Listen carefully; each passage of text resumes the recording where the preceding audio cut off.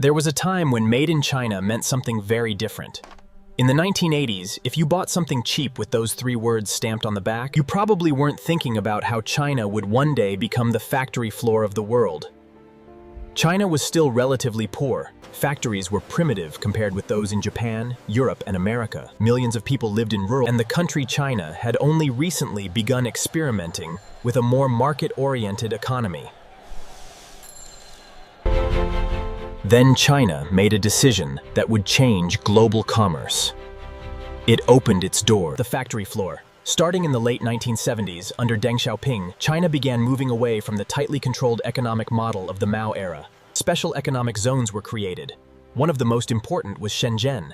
At the time, Shenzhen was little more than a fishing area near Hong Kong. Then factories started arriving. Foreign companies came looking for something they desperately wanted: cheap labor. China had hundreds of millions of workers.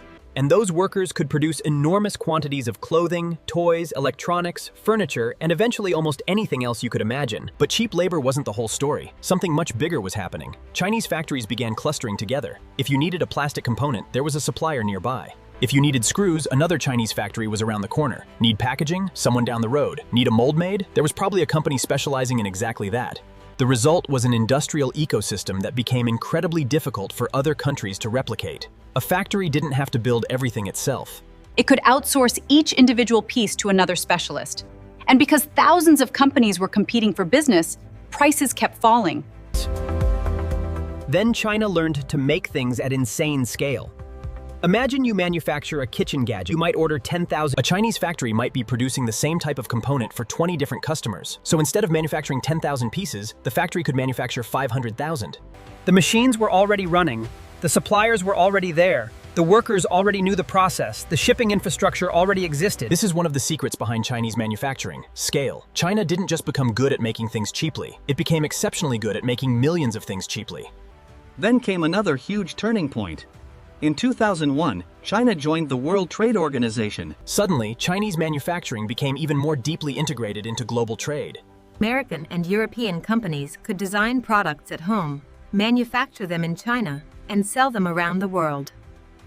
But there was a problem. Factories were incredibly good at making products. They weren't necessarily good at selling directly to the person who wanted them.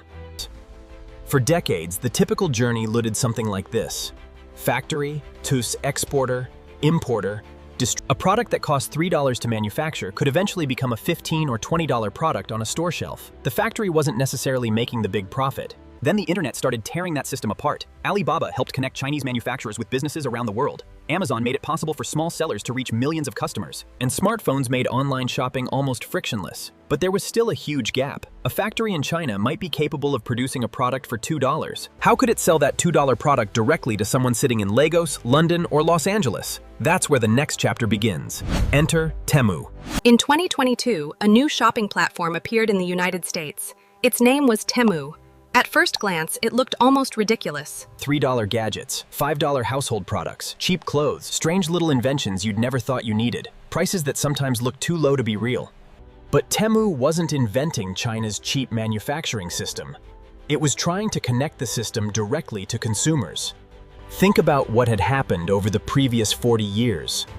China had built factories, suppliers, and logistics networks, infant manufacturing expertise, into enormous production capacity.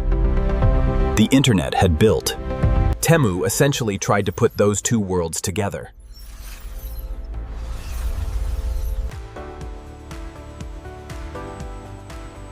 Which products can we stock in a warehouse and sell? What are factories already capable of producing?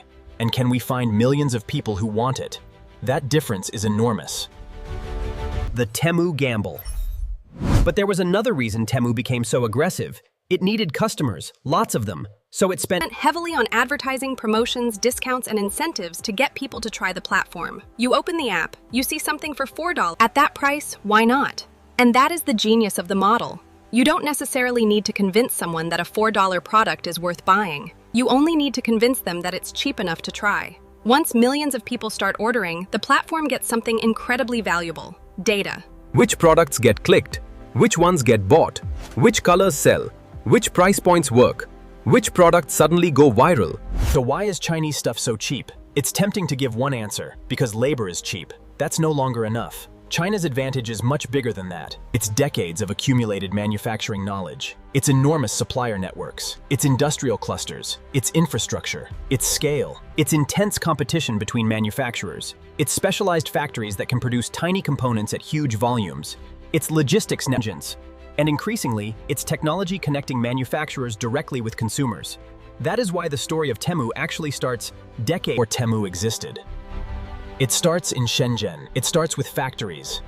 It starts with China opening its economy. It starts with millions of workers moving into manufacturing. It starts with foreign companies moving production into the country. It starts with China joining global trade. And eventually, all of those pieces collided with the internet. The result? A shopping app where you can open your phone and buy something manufactured thousands of miles away for a price that would have seemed absurd a generation ago. Temu didn't create China's cheap product machine. It plugged into it. And that's what makes the story much bigger than one shopping app. Instead of, why is Temu so cheap? It's, how did China spend 40 years building a manufacturing system capable of making almost anything cheaply enough for the entire world to buy it?